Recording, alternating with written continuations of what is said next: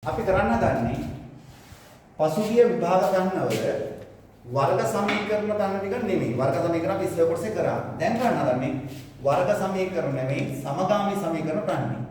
මෙන්න මම 2020 පටන් ගන්නවා. 2020 පස්වෙනි ගන්න. කියනවා ඒ කොටස සාරාවක සුදු නෙළුම් මල් හා රතු නෙළුම් මල්. අපිට දීලා තියෙනවා සුදු නෙළුම් මල් සංඛ්‍යාව x කියලා. ඔන්න ගියා ගන්න අවශ්‍ය නැහැ. මම මේ පහසුවට ගන්නෙ. ඊගාට රතු නෙළුම් මල් සංඛ්‍යාව y කියලා ගන්න කියලා. කියලා අපිට කියනවා ශාලාවක සුදු නෙළුම් මල් හා රතු නෙළුම් මල් සැරසීමට අරන් තියෙනවා. ඒ ගත්ත ප්‍රමාණයක් පිළිබඳ දීලා තියෙනවා අදහසක්. සුදු නෙළුම් මල් සංඛ්‍යාවේ 3 ගුණය. සුදු නෙළුම් මල් සංඛ්‍යාවේ 3 ගුණය. එතකොට x වගේ 3යි. 3 ගුණය 3 ගුණය යොදාගත් රතු නෙළුම් මල් සංඛ්‍යාවට වඩා 100ක් වැඩි. රතු නෙළුම් මල් සංඛ්‍යාව y මෙන්න මේ 3 ගුණය මේ සංඛ්‍යාවට වඩා 100ක් වැඩි. මෙයයි 100ක් වැඩි. මෙයයි 100ක් වැඩි නම් මෙයයිගෙන් 100 අඩු කරන්න පුළුවන්. නැත්නම් අඩු පැත්තට 100 එකතු කරන්න පුළුවන්. අපිට ඕන දෙයක් කරනවා. මේ පැත්තෙන් 100ක් අඩු කරන්නත් පුළුවන්. මේ පැත්ත 100ක් එකතු කරන්න පුළුවන්. ඒත් අපි සමීකරණ පොඩ්ඩක් සකස් කරගත්තොත් 3x ඍණ y මේ y මෙහා පැත්තට ගියාම તો ලකුණු මාරුණා. මේ ඍණ 100 එහා පැත්තට ගියා. ධන 100. ඕනනම් අපිට ඕක එක සමීකරණයක ගන්නත් පුළුවන්. අපිට ඕක තව ගුණාකාරයක් ගන්න ඕන නම් ඔතන එක දාන්න නැතුව පොඩ්ඩක් ඉඳලා පසු දාන්න. ඔය විදිහට පේලියක් ඉඳ තියලා ඊළඟට ලියා ගන්න. ඊට පස්සේ කියනවා සුදු නෙළුම් මල රුපියල් 12ක්. සුදු නෙළුම් මල රුපියල් 12ක්.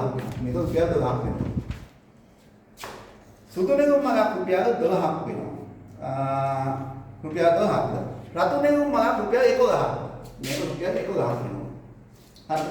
ඉස්සර කිව්වේ සුදු නෙළුම් මල් 3ක මිල මේ මලට වඩා රුපියල් 100ක් වැඩි කියලා. ඒක අපි අඩු කරලා ගත්තා. ඊට පස්සේ කියනවා සුදු නෙළුම් මල රුපියල් 12ක්ද රතු නෙළුම් මල රුපියල් 11ක්ද වේ කියලා. සැලසීමට යොදාගත් මෙම නෙළුම් මල් සඳහා වියදම රුපියල් 1600යි. එහෙනම් රුපියල් 12 ඒවා x ප්‍රමාණයක් යන්න ඕන. මල් සංඛ්‍යාව x එක මලක් 12යි. එහෙනම් 12යි x. මලක් රුපියල් 11යි මල් සංඛ්‍යාව y 11යි y. ගිය වියදම 1600යි. ගිය වියදම 1600යි. ඔන්න අපිට සමීකරණ දෙකක් තියෙනවා. එහෙනම් මම මේක එක කියලා දාගන්න තිබුණා මම දැම්මේ නැහැ. දැම්මේ නැත්නම් මෙන්න මේක මම සකස් කරගන්න ඕන නිසා. මම මේ සමීකරණ 11න් වැඩි කරනවා. මම මෙතන එක කියලා දැම්මේ නැහැ. මම වැඩි කරලා සමීකරණ දාගන්නවා. අපිට සමීකරණ දෙක ගන්න පොඩ්ඩක් ගන්න කියදී. මේ මම 11න් උඩ ගන්න මේක 33යි x 11යි y මේක 1100යි. ඒක තමයි එක කියලා මම ගත්තේ. මේක තමයි දෙක කියලා ගත්තේ. හරිද? right. දැන් ඔය තමයි එක කොටස.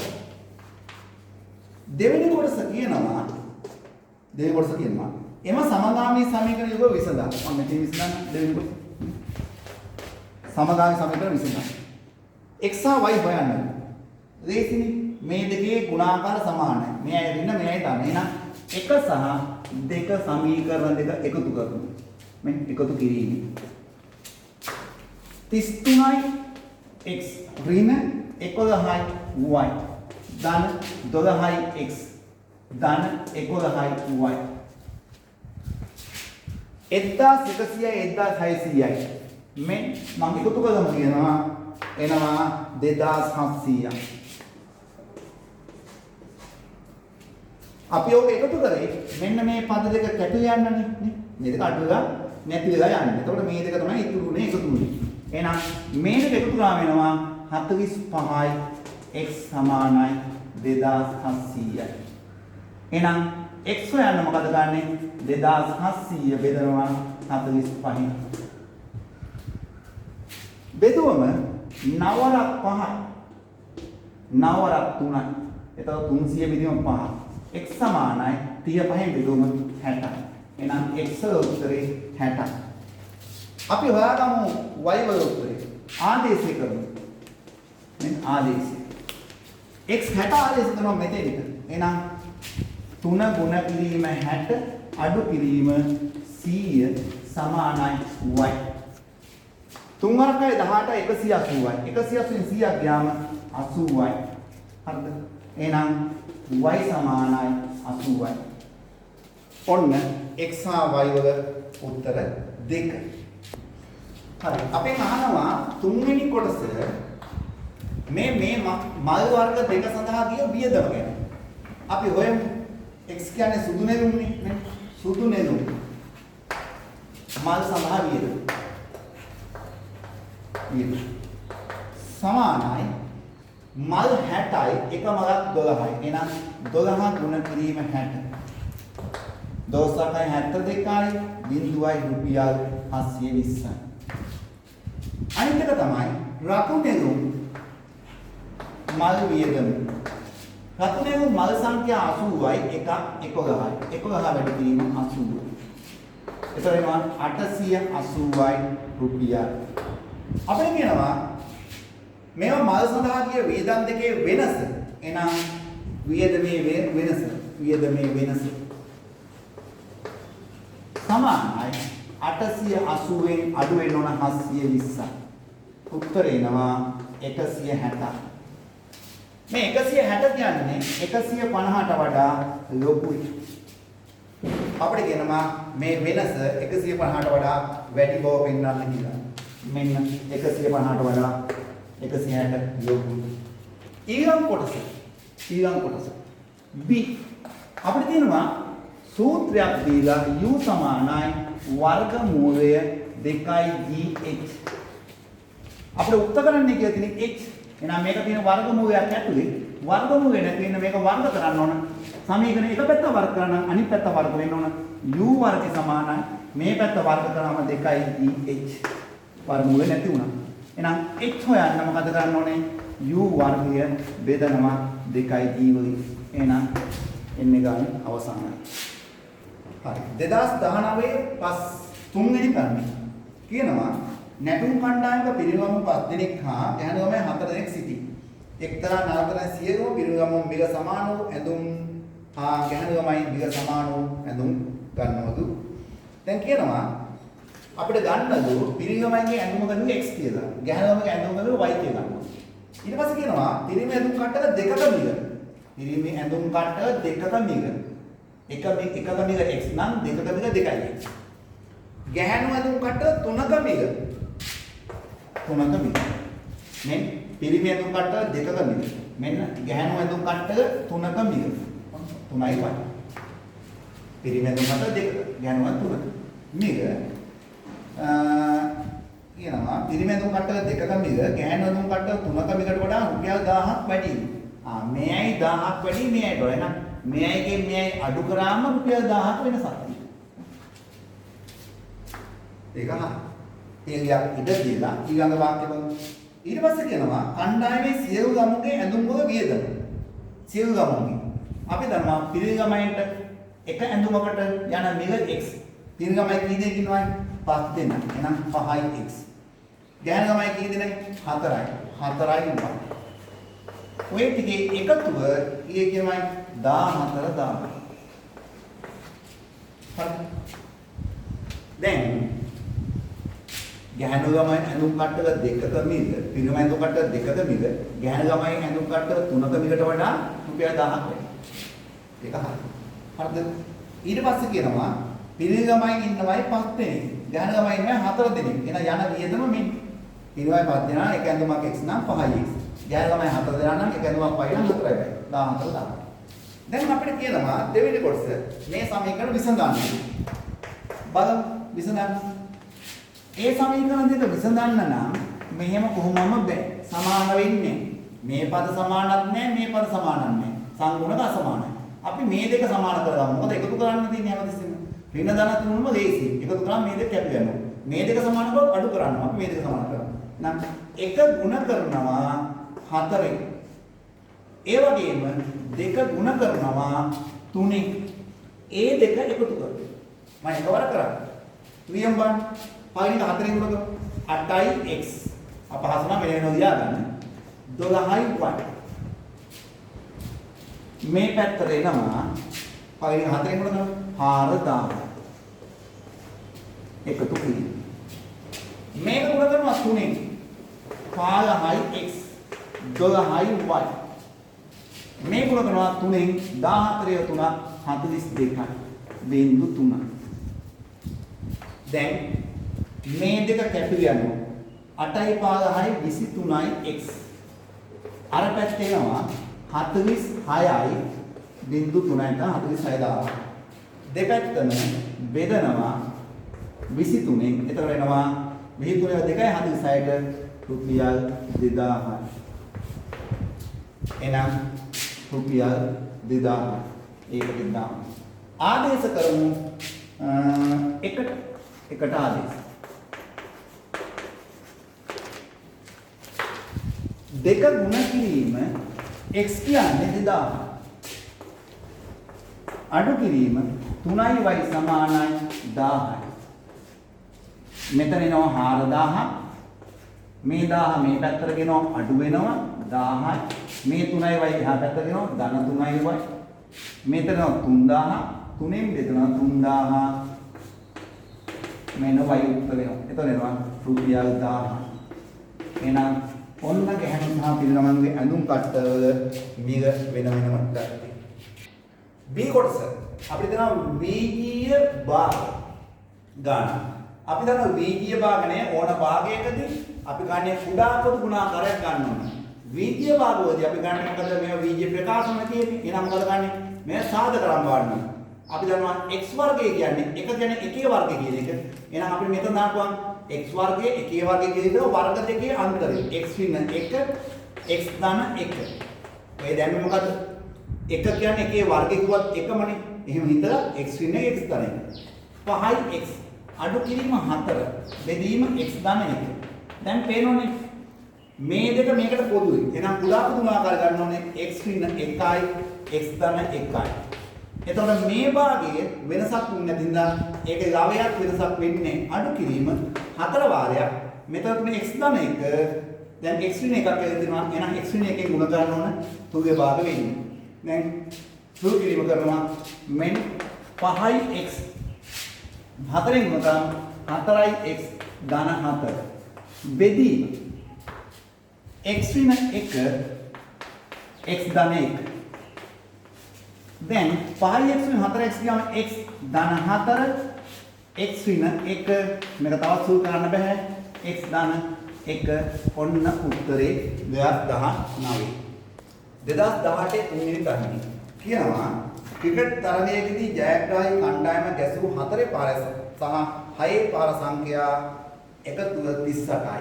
මෙන්න 4 පාර සංඛ්‍යා x ද 6 පාර සංඛ්‍යා y ද කියලා ගන්න ඕනේ.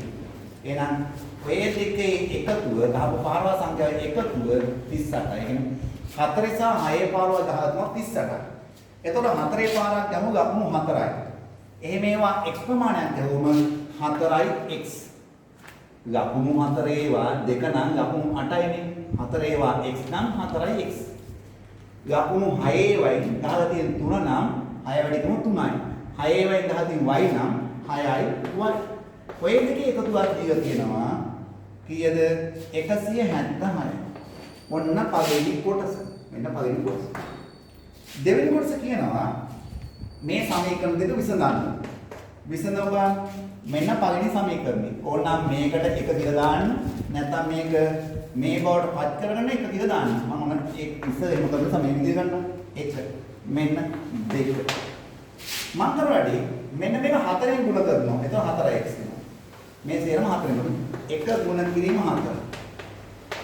එතකොට එනවා 4x ධන 4y සමානයි 4 වැඩි කරමු 38. 4 කට 2 ගෙන් 2යි ඉතුරුයි 3ක්. 7 3 12යි 3යි 15යි. 4 කට 2 ගෙන් 2යි ඉතුරුයි 3ක්. 7 3 12යි 7 3යි 15යි. දැන් මේ තමයි තුන්වෙනි ගාන සමීකරණය. අපි දැන් මොකද ගන්නේ දෙවෙනි සමීකරණය තුන්වෙනි සමීකරණය දිහා බලලා අඩු කරනවා. දෙවෙනි සමීකරණයෙන් අඩු කරනවා තුන්වෙනි සමීකරණය. මොකද බලාපොරොත්තුව 4x අයින් කරගන්න. එහෙනම් අඩු කරමු 4x ධන 6y අඩු වෙනවා 4x 4y අඩු වෙනකොට ගමු මාරු වෙනවා සේරම 176 අඩු කිරීම 152 මේ දෙක ඇතුළේ යනවා 6y වයින් 4y වයි කියම 2y සමානයි මෙතන 4යි මෙතන 2යි 24යි 76න් 6න් දෙකක් ගියම 4යි 7න් 5ක් ගියම 2යි එහෙනම් දෙකෙන් බෙදුවොත් y සමානයි 12යි ඔන්න උත්තරය 6 පාරවල් 12යි ආදේශ කරමු 1ට ආදේශ 1ට x ගන්න 12 සමානයි 38යි එහෙනම් 12 අඩු කරමු එහා පැත්තෙන් එතන වෙනවා 26 එහෙනම් හතරේ පාරව සංඛ්‍යාව 26යි එහෙනම් මේ කොටස හරි හරි මෙන්න දීලා තිනවා අසමීකරණය මේ ඒ මගින් දැක්වෙන්නේ පරාජිත කණ්ඩායම ගැසූ 6 පාර සංඛ්‍යාව එහෙනම් මේ තමයි පරාජිත කණ්ඩායම ගාව 6 පාර සංඛ්‍යාව A එම A අය අසමීකරණය අසමීකරණය කියන්නේ සමීකරණ වල කළ හැකි සියලු ගණිත කර්ම කරන්න පුළුවන් ඒත් බැරි දෙකක් තියෙනවා. දැන් උදාහරණයක් ගමුකෝ. අපි මම අසමානතාවය යවන දෙකට වඩා පහ විශාලයි. මම මේ දෙපැත්තටම සමාන සංඛ්‍යා එකතු ගන්න. දෙපැත්තෙම සමාන සංඛ්‍යා අඩු ගන්න. මේ අසමානතාවය එහෙම තියෙනවා නේ. 3 3 එකතු ගාම ඒත් 5යි 8යි. එක එක අඩු ගන්න ඒත් හරි. ಗುಣ කරන්න ඒත් හරි. හැබැයි වෙනස් වෙන දෙයක් තියෙනවා මෙන්න මේ දෙක. ඒ තමයි කිසියම් අසමානතාවයක් නැත්නම් අසමීකරණයක් ඍණ සංඛ්‍යාවකින් ಗುಣ කරොත් හෝ බෙදුවොත් අසමීකරණය වෙනස් වෙනවා. උදාහරණයක් මේක වැඩි කරමුකෝ ඍණ දෙකකින් නැත්නම් ඍණ එකකින්. එතකොට මොකක් කරන්නේ? ඍණ දෙක ඍණ 5. එතකොට මේ අසමානතාවය මාරු වෙනවා නැත්නම් වැරදි. මොකද එතකොට ඍණ 5ට වඩා ඍණ දෙක තමයි යොමු. ඒ නිසා අසමීකරණයක කරන්න හොඳ නැති දෙක තමයි ඍණ සංඛ්‍යාවකින් ಗುಣ කිරීම හෝ බෙදීම කරොත් අසමානතාවය මාරු කරලා යන්නේ. එච්චරයි. right. දැන් එහෙනම් අපි සමීකරණ විසඳමු. 4යි a 10යි ධන 3යි a 57. සාමාන්‍ය සමීකරණ විදිහට කරයන්න. අර ඍණ සංඛ්‍යාව ගුණ කරන්න දෙන්න යන්න එපා. 4යි 3යි 7යි a ඍණ 10යි 57. මේ 10 අයින් කරනවා මේ පැත්ත 10ක් එකතු කරනවා. මේ පැත්ත 10ක් එකතු වෙනවා. මේ පැත්ත කරපු විදිහට කරලා. එතන 7යි a මේක එනවා 64. දෙපැත්තම 7ෙන් බෙදෙනවා. මේ A 64 බෙදීම 7. අපි දන්නවා 63ට එතකොට 64 7ෙන් බෙදනකොට 63ට දිනවා 9ක් ඉතිරි වෙනවා 1ක් 9යි 7ෙන් 1යි. ඒ කියන්නේ 9යි 7ෙන් 1ට සමාන හෝ අඩු. අපෙන් අහන්නේ ඒක තිබිය හැකි උපරිම අගය කොච්චරද කියලා. අපි දන්නවා පූර්ණ අගයක් වෙන්න ඕන මොකද පහරවල් සංඛ්‍යා භාගින් නැහැ. නම් උපරිම අගය කීයද? උපරිම 6 පහරවල් සංඛ්‍යාව 9යි. උත්තරේ ඕකම. අපම 2017 පස්වෙනි ගාන කියනවා චිත්‍ර ප්‍රදර්ශනයකට ටිකට් අරගෙන තියෙනවා වැඩිහිටියෝ සහ ගම්මුන්. මේක කියනවා අපිට වැඩිහිටි ගාන x ගේ සත් ගම්මුන් ගාන y ගේ සත් ගන්න. දැන් කියනවා ඊට පස්සේ මෙම කණ්ඩායමේ සිටින ගම්මුන් ගන්න වැඩිහිටි ගණන මේ වැඩිහිටි ගණන x. එතකොට වැඩිහිටි ගාන වගේ දෙගුණයි 2x. අපිට කියනවා වැඩිහිටි ගණන මෙන් දෙගුණට වඩා 5ක් වැඩි. වැඩිහිටි ගණනට වඩා දෙගුණට වඩා 5ක් වැඩි කවුද? ළමයි ගණන. හරි. ළමයි ගණන y. වැඩිහිටි ගණන 2x x 2x වගේ දෙගුණ. එතකොට මීට වඩා මේක 5ක් වැඩි. එතකොට මීට වඩා මේ 5ක් වැඩි නම් මේ 5ක් අඩු කරන්න ඕන නැත්නම් මෙහාට 5ක් එකතු කරන්න. ඔය දෙකෙන් කරන්න. මෙන්න වැඩිහිටි ගාන වගේ දෙගුණේ ළමයි ගාන දක්වම 5ක් වැඩි. මේ වගේ දෙගුණේ වැඩිහිටි ගාන වගේ දෙගුණේ ගමන් ගාන 5ක් වැඩි. මේක වැඩි ගමන් ගාන තමයි වැඩි වැඩිහිටි ගානට වඩා. වැඩිහිටි ගාන දෙගුණටත් වඩා 5ක් වැඩි. වැඩිහිටි ගාන දෙගුණට වඩා 5ක් වැඩි. right. දැන් ඊට පස්සේ කියනවා ගියපු වියදම වැඩිහිටියෙක් සඳහා 225ක් දීලා තිනවා. එහෙනම් එක ටිකට් එකක් 225 නම් ඉන්නවා x සංඛ්‍යාවක් x වලින් ගුණ කරා වෙනවා කියපු විදිහටම. ළමුන්ට ටිකට් එක රුපියල් 150යි ළමුන් සංඛ්‍යාව y ප්‍රමාණය. ඔය දෙකම වියදම කොච්චරද? රුපියල් 6525. දැන් අපිට තියෙනවා සමගාමී සමීකරණයක්. මේක තමයි පළවෙනි කොටස. අපි මේක පොඩ්ඩක් හදාගමු. අපිට දේශි y ඍණ 2x සමානයි 5. 1 මේක 2 කියලා දාන්න පුළුවන්. අපිට ඕන සුළු කරගන්න පුළුවන්. සුළු කරගත්තා දේශි 225 150 6525. සේරම අපි 25න් බෙදාගෙන යනවා. 25න් නෙමෙයි 25නේ 75 පුළුවන්. එහෙනම් අප මේක 25න් බෙදුවා පස්සේ නෑ 75න් බෙදුවා 75න් බෙදුවා පස්සේ එනවා මේකට 75 150යි 225 කියන්නේ 3x මේක 2y මේක අපි බෙදලා බලමුකෝ 6525 75 අපි ඕනනම් ඉස්සෙල්ලා 3ෙන් බෙදාගෙන 25 3ෙන් බෙදුවා 2යි 5ට 1යි 22ට 7යි 5යි දැන් 25න් බෙදුවා 2175යි 2175 කියන්නේ අපි දන්නවා 100ට 25ව 4යි 4 කියන්නේ 40යි දැන් 100ට 25ව 4යි 100කට එතකොට 1000ට එනවා 10යි 40යි 2000ට එනවා 80 175ට එනවා 25ව 7යි එතකොට 87ක් හරිද එහෙනම් මෙන් 87යි හරිද එතකොට දැන් ඔන්න අපිට ඒක දෙවෙනි සමීකරණය කියලා ගමු එතකොට අපිට ලේසි මෙන් 2 දැන් දෙවෙනි කොටස අපි සමීකරණ දෙක විසඳමු මේක 3x මේක 2x මේක 3x කැපෙන්නේ මේක 2y මේක y මේක හැබැයි දෙකෙන් වැඩි කරා නම් මේ දෙක කැපෙනවා ඒ නිසා මම කරගන්නේ එක වැඩි කරනවා දෙකෙන් එනවා 2y 4x 2 5 10යි තුන්වෙනි සමීකරණය දැන් තුන්වෙනි සමීකරණයයි දෙවෙනි සමීකරණයයි දිහා බලුවම මේ දෙක සමානයි එහෙනම් අඩු කරමු දෙවෙනි සමීකරණයෙන් තුන්වෙනි සමීකරණය දෙවෙනි සමීකරණේ තියෙන්නේ 3x ධන 2y අඩු වෙනකොට ලකුණු මාරුනොත් 2y ධන 4x 87න් 10ක් ගියාම 77යි මේ දෙක කැපි යනවා මේ දෙක 7x වෙනවා මම එහෙනම් මෙන්න මෙතනින් කියනවා 7x සමානයි 7x සමානයි 77යි x සමානයි 11යි ඒ කියන්නේ වැඩි කියන ගාන 11යි එහෙනම් ආදේශ කරමු එකට නැත්නම්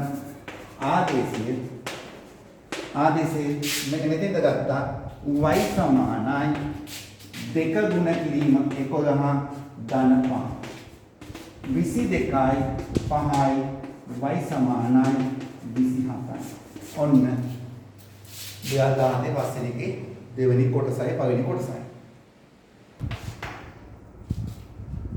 B කොටස අපිට ටික තියෙන්නේ අසමානතාවය. අපි විසඳමු මේක නම් පහසුයි.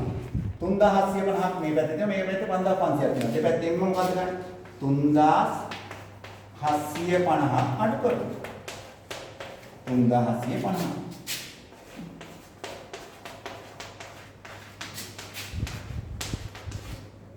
මෙතන එනවා එතකොට 225යි p. මේක අඩු කරගමු. බිංදුවෙන් බිංදුවක් බිංදුවයි මෙතන ගත්තා 10න් 5 ගියාම 5යි මෙතන 4යි හරි එතකොට අඩු කරා මෙතන අසමානතාවය තියෙන්න ඕනේ